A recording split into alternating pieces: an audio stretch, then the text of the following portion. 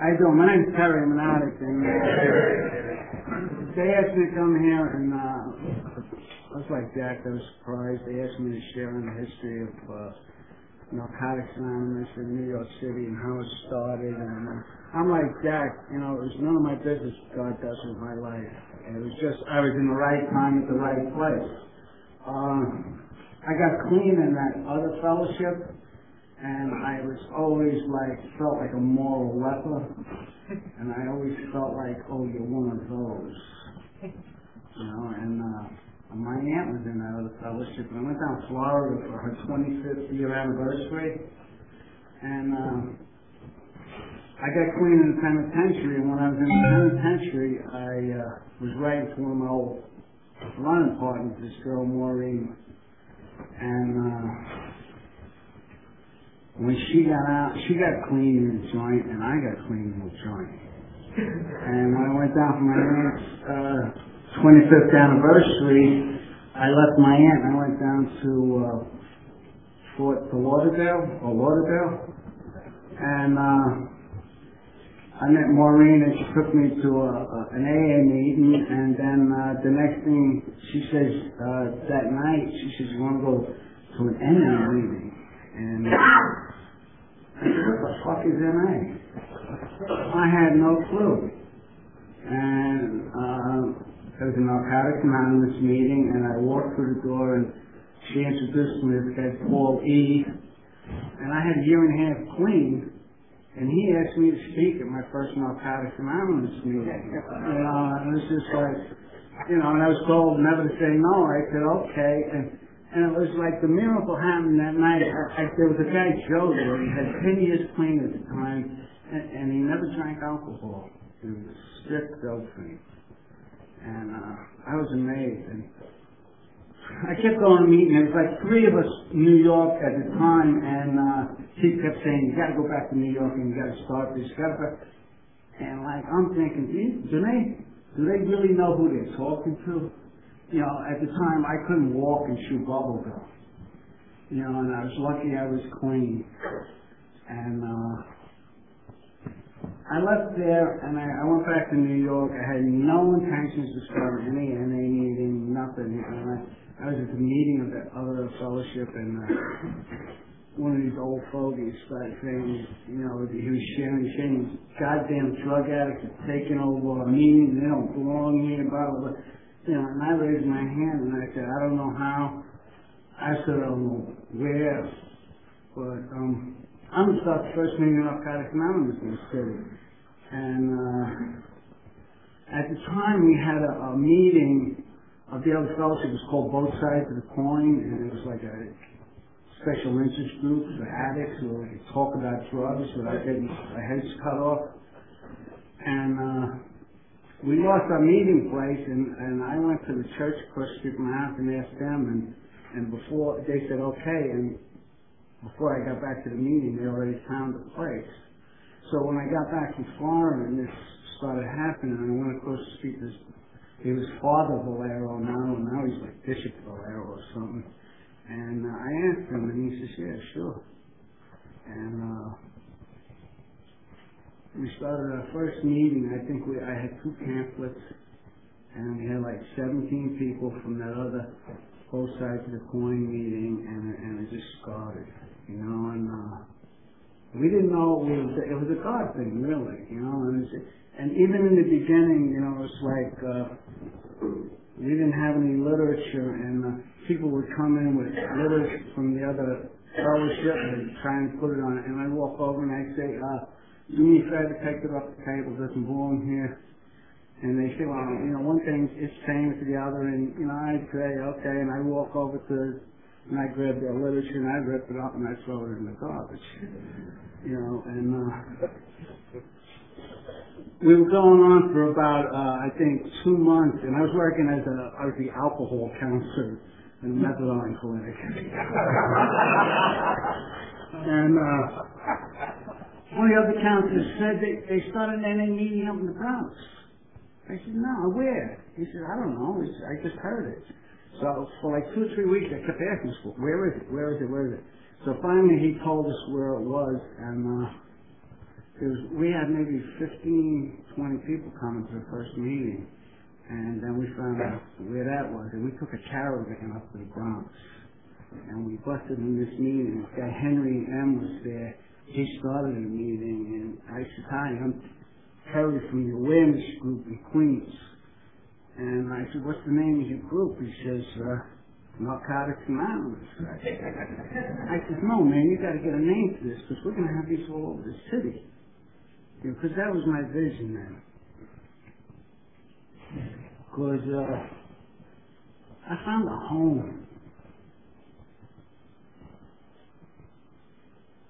I found a place that people didn't treat me like a piece of shit. You know, and I wasn't one of those anymore. I was one of us. You know? And about that time, we didn't have any literature. I started working to writing letters to the World Service Office, and they sent me these beginner kits, 7 IPs and a white book. You know, so at the time when Form was working in the office then, and I wrote a letter to whom it may concern. It would be easier for me to get an ounce of pure heroin from our fucking connection than it would be to get literature from you fucking people. In loving service, Terry R. And if you don't like it, I'll meet you in the parking lot at the Leather Grove Convention in Miami. And like 2 weeks went by and I get a phone call, and Terry Ryan, I said, "Yeah." He says, "You don't know me, but my name is Jimmy Kennan."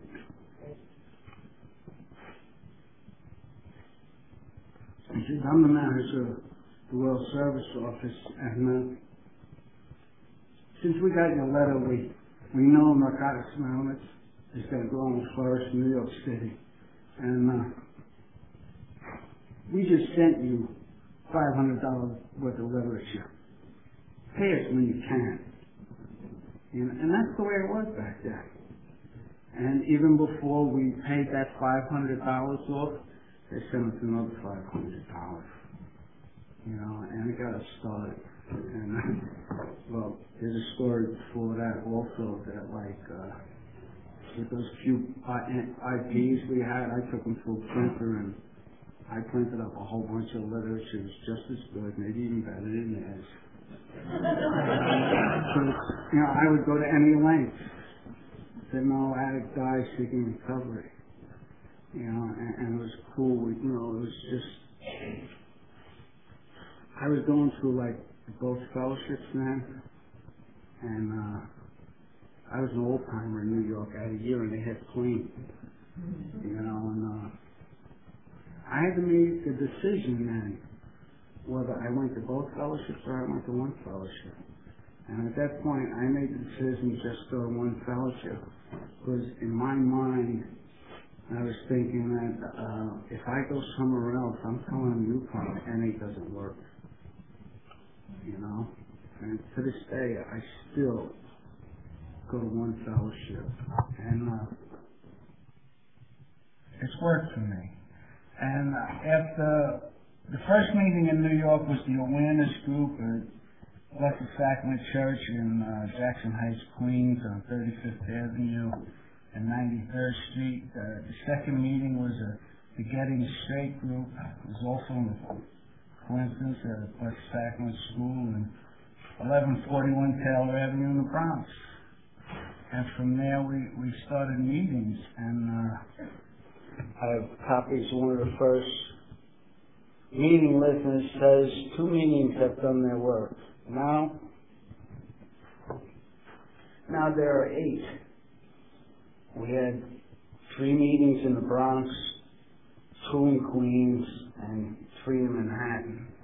And Jimmy Cannon was a big part of what happened in New York City. You know, I would get a phone call from Jimmy. He called me one day. He says, there's a place on 113th Street in Harlem looking for a meeting. You know, so I just got up, went there, and we started the first meeting in Harlem. You didn't give a shit what color you were.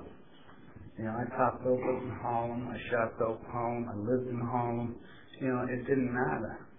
You know, we went up and we started the meetings. And then started area service.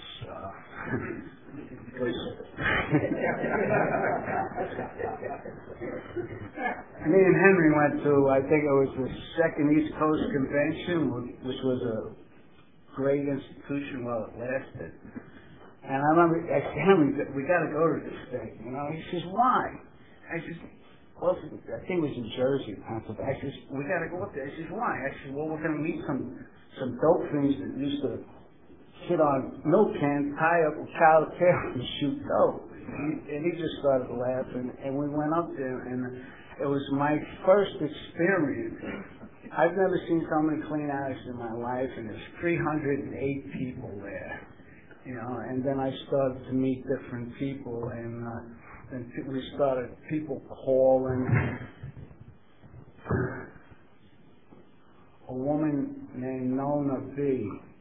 from Salinas, California, called me up. She says, Harry, I'm coming to New York. Could you find me one of the women in the fellowship that I could stay with? And we didn't have so many women back then. And Nona came, and I said, you can stay at my house. And she came, we had a great time. And we had to speak up at the Bronx. And at this time, we didn't know that you couldn't share if you were loaded. You know, we were clueless. I mean, definitely clueless. And we had, at this time, a lot of methadone clinics starting to send their clients to us. And she spoke and says, you can't speak, share if you're loaded. So we had a business meeting up in the Bronx, and we made a motion that you can't share if you're loaded. And we had some guys from AA coming there, and we said, this was, California was like the last word in the world at that time, you can't do it. And guys from AA, we don't care what they say. And, in a business meeting, you had people nodding on methadone and heroin, voting for it. And at this time, Henry, who was the chair of the meeting, he turned around and he says, I resign. And then somebody said, well, who's going to make the coffee? And they said, Terry.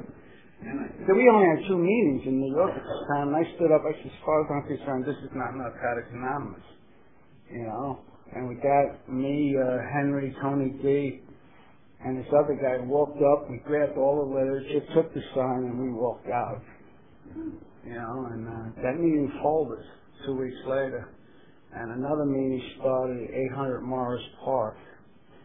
And things started clicking. And it's like we didn't know what we were doing. And then we started another meeting. It was...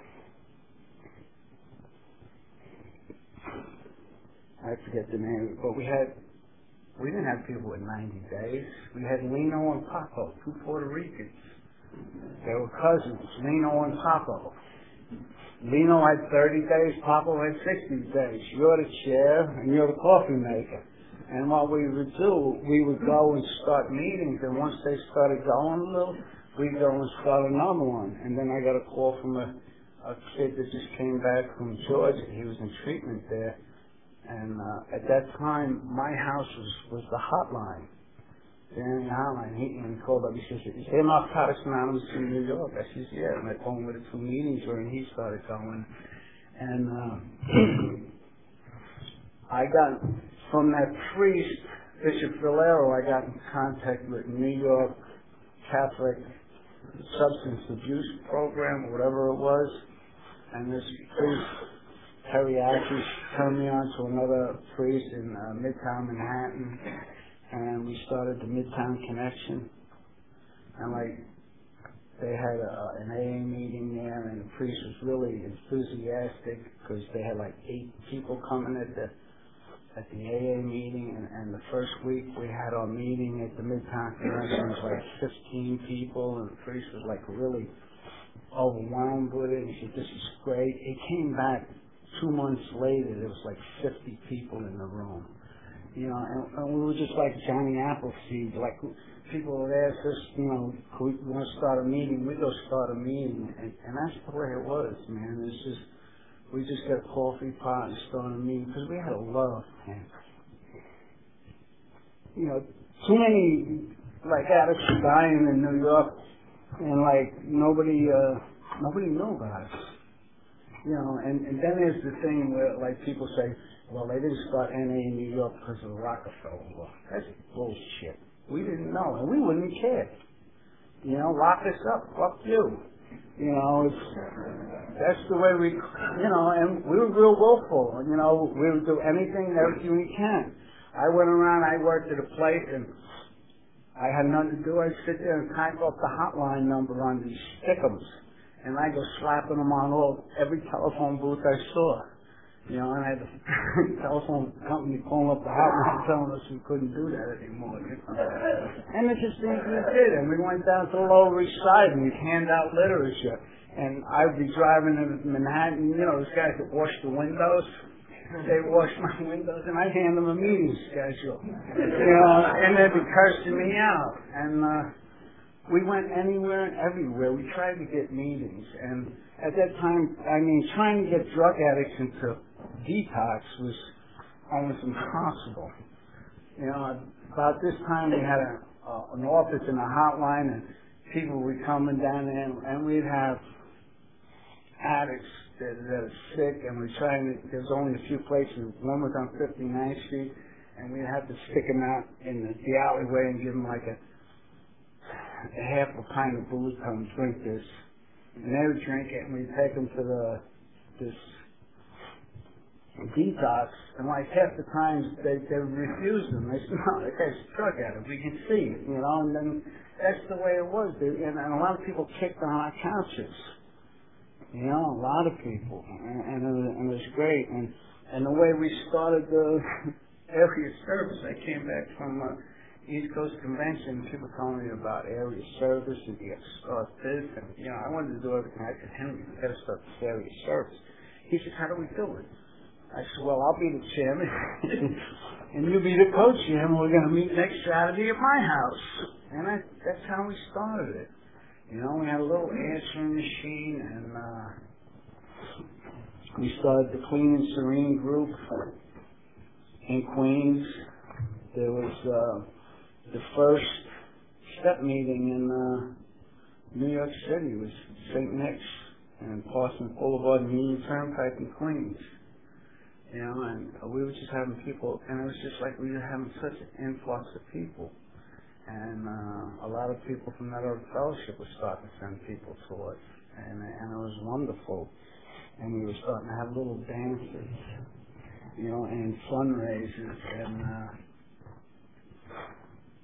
I went to that World Convention in Miami. It was me and Henry. And I put in the token bid for the 13th World Convention. We had 2 meetings, you know, and when Milwaukee came up, we had 10 meetings. And I was talking to them, they're like, let's go and put in the bid, you know, and they thought I was crazy. You know, it's because none of them ever been to a World Convention or convention. You know, it was kind of like trying to tell somebody what your first shot of dope was like. And they wouldn't listen to me. And there was the guy, Bobby Barnes, from Philadelphia at the time, with area service, and like he got in and talked them into it. And I flew to Milwaukee, and the other 7 people drove to Milwaukee, and you had to have all these letters and stuff. And we had somebody working at the mayor's office, and they stole some of the letterheads, and we typed up a letter. I thought it was the mayor's New York City's name. We had all this bullshit statistics and hotels we had, and Sally Evans was there. She was representing Southern California, and when we put in the bid, and it's like I talked about, the addicts in New York didn't know about loving God and recovery and the Fellowship of Narcotics Anonymous.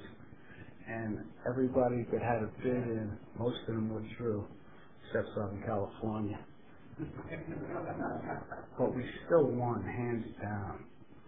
And like, we only had 10 meetings, and we did this convention on a wing and a prayer. And Doreen was one of our speakers at the time, and like I've always been controversial and a big mouth, and at the negotiations at the hotel refused to even talk to us if I was in the room. I got a hand with that, and I told this guy he's full of shit because he promised this and that. They wouldn't deal with me anymore. But these are the things we did, man, and it's just like we took care of each other. You know, we started the first H&I meeting in St. John's Hospital out in Rockaway. Then we started 2 H&I meetings in the methadone clinic I was working. And we got 50 people clean out of that methadone clinic in 2 years. You know. And back then, people were in the trenches. You know, you got involved, man. You did something. You know, and today what I see is, I don't see people in the trenches. I don't see people volunteer to do H&I work. I don't see people kicking down the doors to hospitals to do PI work. I don't see any of that. I see them kicking down the doors to get to convention committee meetings. You know, it's all about money, power, prestige, let's have a party. You know, what about the son of a bitches that are sitting in detox? Or the kitchen treatment centers? Or those guys doing 5 to 10 in the penitentiary? You know, they deserve Narcotics Anonymous as much as we do. You know, and that's, you know, they talked about my vision. My vision is maybe start getting back into the old ways, and if you sponsor people, get them into the trenches. You know, if they want to be on a convention committee, slap them in the fucking head. You know, because the spiritual part of this program is one addict helping another. Ain't about selling t-shirts.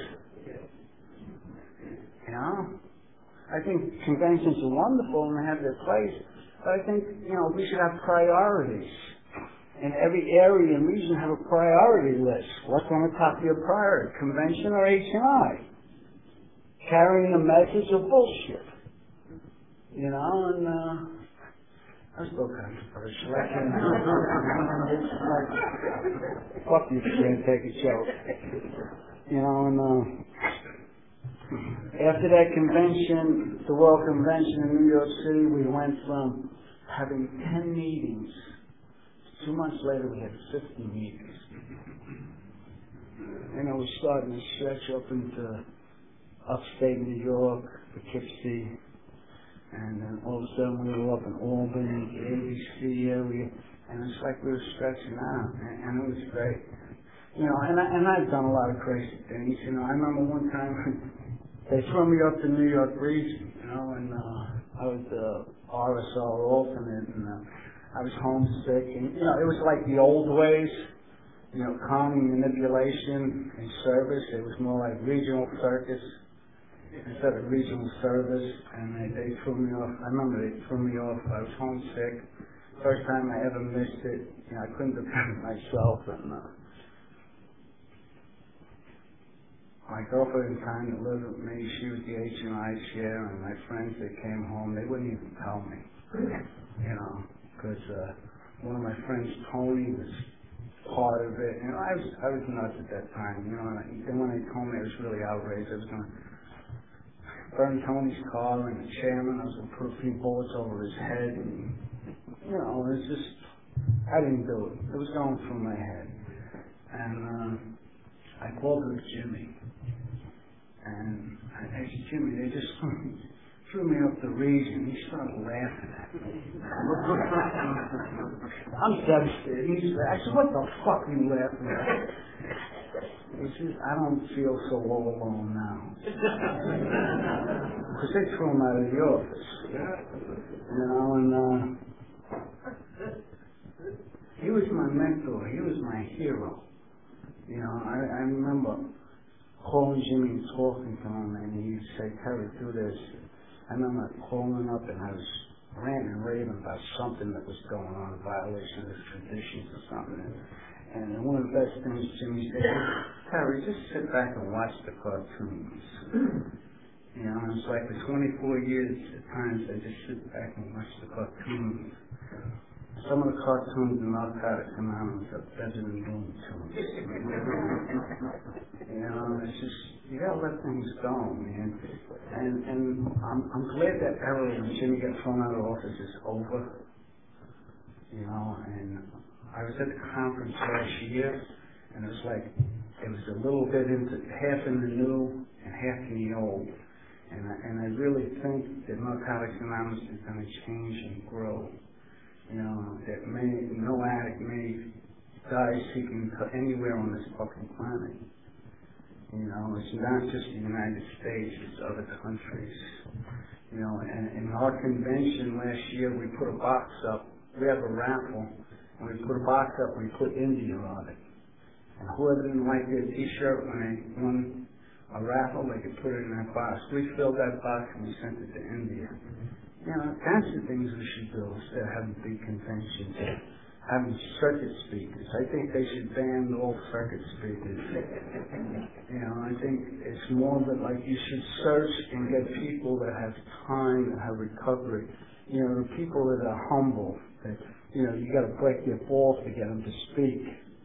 You know, and it means a lot to have, you know, somebody carrying a message. It's something that comes from the heart, that reaches the heart. You know, not just somebody's got a script that where if they're in LA and you could play their tape when you're in Las Vegas and you got stereo. You know, and it's like, I like to hear people that walk the walk. You know, not ones that talk the talk but don't walk the walk, you know. The ones that are in the trenches and, you know, just, how do I stay clean today? You know, how can I help another addict? You know, I live in a little town now called Fativa in Utah. It's 5,000 people. I got there was no meetings. Me and Pam, my better half, were getting married on the 18th. She had 18 years. We started meeting right in our house. And now we have 3 meetings in Heber. We have 2 H&I meetings. And you know something? We have more women in recovery in all of the towns than we do men. And that's the first I've ever seen. That is great. You know, and I'm still in the churches. Until I'm 99 years old, I'll die. I'll still be in the churches. I still do an H&I meeting. I still carry the message. You know, I'll talk to anybody, anytime. You know, I love this fellowship. And this love I got from this crazy man I used to talk to on the phone. He would never shut the fuck up. Jimmy would talk and talk, and I'd say, Jimmy, shut the fuck up. Now I wanted to say something, you know. And I remember I call up and I say, how are you, old fuck? And he say, how do you do? How do you say, Terry? You know, and I would talk, man. And I loved it, man. He gave me so much hope and inspiration. And he helped us in New York so much, man. You know, I'd give his phone number to other people in the fellowship, and they would call him, and Jimmy was over. And he was there for everybody. A lot of regions across the United States were helped by Jimmy. You know, and there was one point when they locked him out of the office, there was a lot of money missing. You know why? Because Jimmy gave out literature on the cuff. And people didn't pay him back, so they were accusing Jimmy of stealing. That's bullshit. You know, the man's whole life is in Narcotics Anonymous. You know, and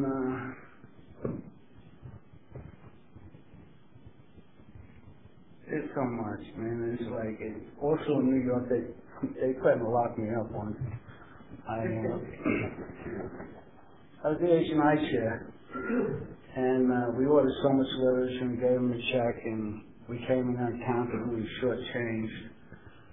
I had 4 people count to make sure, and I had people coming from driving like 9 hours from Albany to get literature for H&I meetings, and I wasn't about to let them go back empty-handed. And none of those son of a bitches from the office come down and give us our literature. So I cracked the lock in the office.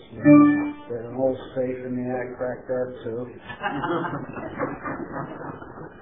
I took 1,000 meeting lists. I took the literature they owed us.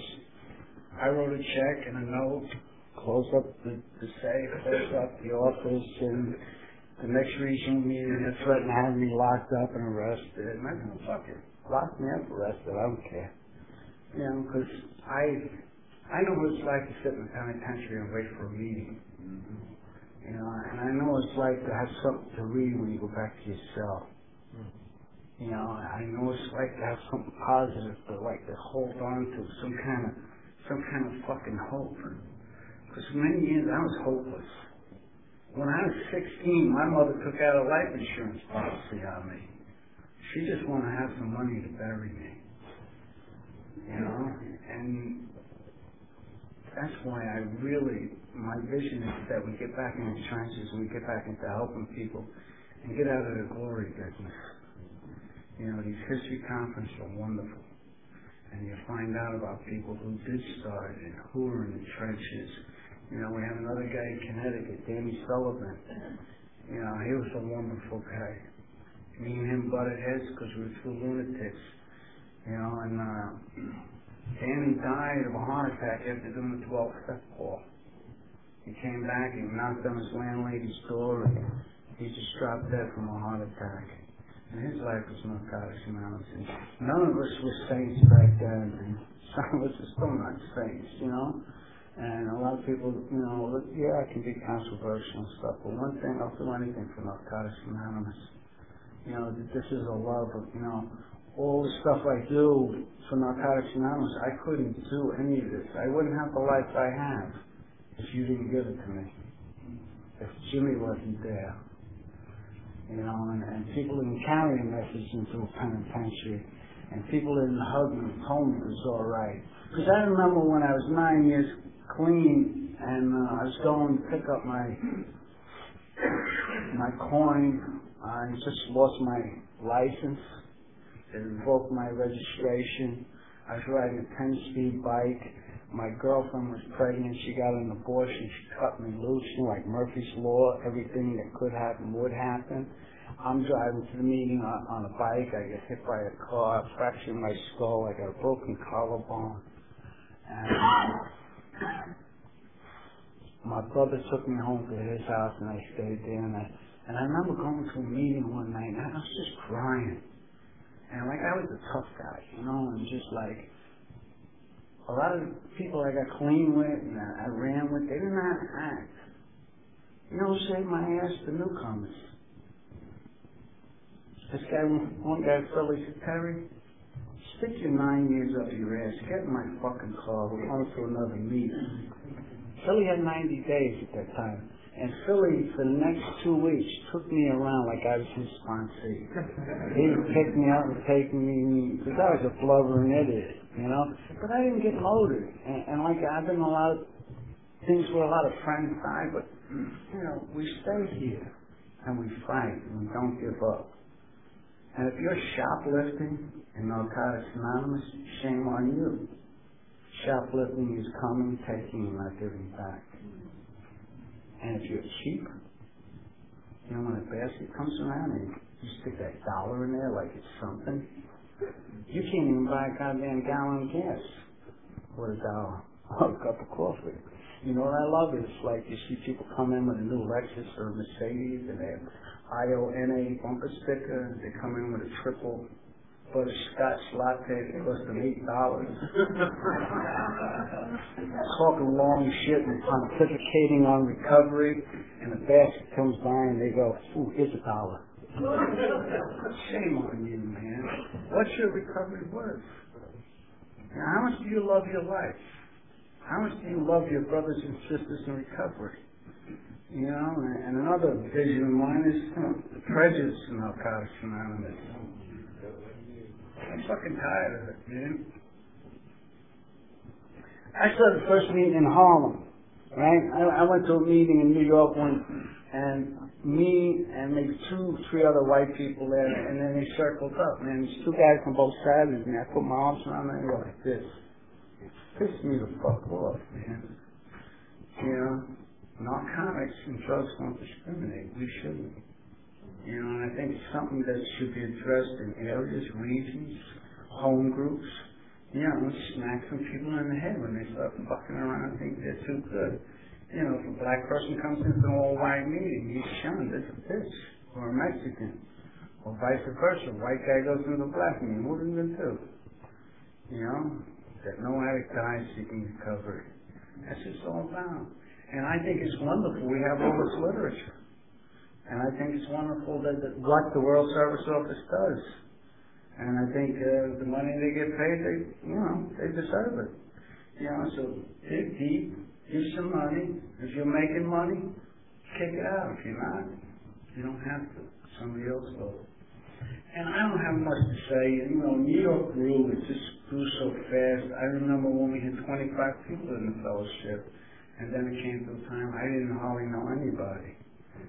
And I go back once or twice every couple of years, and New York will always be my home, and I'll always have the fond memories of what we did and how we started and the love I had, and all the people that died clean, from the virus, hepatitis C, and struggled and they stayed clean.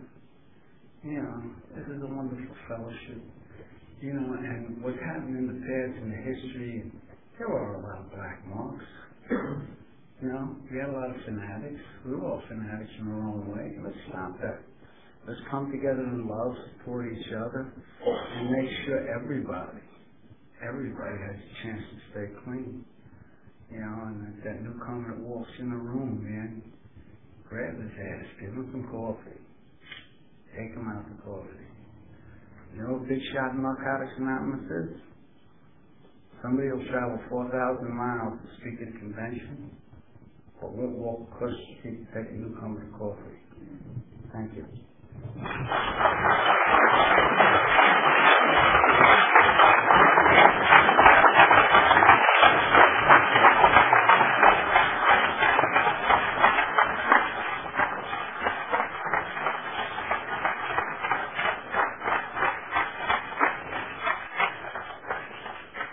Would anybody have questions for Terry? He'll be glad to address them about the origins of Narcotics Anonymous in New York City.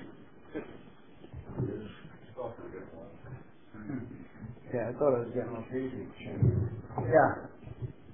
My name is Sergeant Nassau. Did you mention any year when your team moved on? 1981. First meeting started in 1981 in Queens, the awareness group, 35th Avenue, 93rd Street. Anyone else? Don't be shy. Yeah, Terry. My name's Terry on that. I just wanted to, do you remember when they served the brandy cherries with the banquet and the... It was something out of a Peter Sellers movie. It's like we're at 30 World Convention, they're all Cherries Jubilee. And Rosie Peterson running out, waving her hands, don't eat the cherries! It was just great. We had Dan Egan speak. I got in a lot of trouble with that. I was the one who brought Dan Egan around. And I didn't know he wasn't an addict. Somebody said, well, get the junkie priest to speak. And I just thought he was an addict. I said, fuck it, I'll do it. So I got him to speak. And, I opened Pandora's box, and I never heard the end of it. But Dan was a good guy. He helped a lot of people. My name's Joe. I'm an addict. Hey, Joe. And I just had a question about the Rockefeller laws and what that was all about. And as far as the 1981, I know that they did exist to early time. You couldn't congregate, things like that. Yeah. It's like when we were shooting dope, we didn't care. So when we got clean, we didn't care. It's just like addicts couldn't congregate. I remember I was in a drug program, and just before I really got clean, and I left, and my mother took out a petition. And if they bagged you, you went to the Rockefeller program for like 2 years on that petition. And it was like putting you in jail. But it didn't stop. Narcotics Anonymous started because we didn't know about Narcotics Anonymous until I found out about it in Florida. And then we had a lot of people after we started the meetings, like this guy Frankie Shannon, he passed away now. He called me up. He said, man, he's just like, he said, I'm originally from Brooklyn. I live in California. He he said, I want to come back, and I said, come on, stay at my house. And, it was just like that. People just started calling up. They wanted to come home. They wanted meetings to go to, and a lot of people were happy that, Narcotics Anonymous finally came to the city. And I started the first meeting, but, it's like I was just in the right place. I'm nobody special. It's none of my business what God does in my life. And it's just, that's it, Anybody else? I think it might be interesting to take another hotel World Convention maybe. Yeah, it was just a hotel, and it went down with the Trade Center, and it was just strange. I was watching on TV, and one of the first EMPs that showed up was this guy Juan from New York, and he was a member of Narcotics Anonymous, and he wasn't killed, and there was a guy John C. from Pittsburgh, an iron worker. I was watching TV, and I turned around, and there's John. He came over to Pittsburgh to help with the cleanup, and we lost quite a few members in those two buildings. Like in New York, they got through it, and it's like anything else we can get through, and it's a start thing. And that convention at that time was the most successful world convention to that point, and we made more money, and it's just like a lot of people came back just because they wanted to come home to New York and support us, and some people got loaded at that convention, A few yahoos from Pennsylvania came down. We got mugged in 42nd Street, because they stuck out like sore thumbs, and I was in the program room, and you had this big ghetto box playing music. Next thing I know, I turn around, the ghetto box is gone, But, shit happens. And it's like anything else. You want to stay clean, you stay clean. And there was, in New York, there was that strong desire, because, the only place we had to go was methadone clinics, KY, or the other fellowship. And a lot of times we weren't welcome there. Well, I couldn't relate to those people. I remember getting out of the penitentiary, and I had long hair.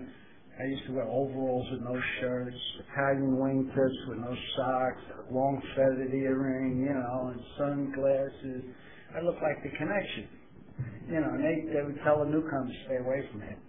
And I remember these two old-time members of the other fellowship coming over to me and saying, kid, you gotta start dressing more soberly. And the guy had one of these polyester suits with white patent leather belt and those patent leather shoes. I says, man, they gave me one of those suits when I got out of the joint. I threw it in the garbage. And one thing I like about NA, what it says in the literature, there's no must in NA. And there's no must the way you gotta dress, the way you gotta look, the way you gotta talk. I don't speak a lot of places because I say fuck a lot. That's me. This is me. This is how I express myself. You don't like me? And that's one of the good things that, I came to understand about. I like myself. If you don't like me, that's okay. I like me. I love me. And it's through this fellowship and you people that I got this way. And I remember Jeanette Acuno, Pepe's wife, I remember Terry, we just try to stay on the natch. Live on the natch, don't use drugs. Man, that woman was like 36 years clean when she died. She died of cancer just like Jimmy and a lot of other people. And she was like my NA mom. I would go over to the house, she'd feed me cookies and pies and tell me I was incorrigible to stay away from the sponsees. I love this fellowship. Anybody else? Thank you.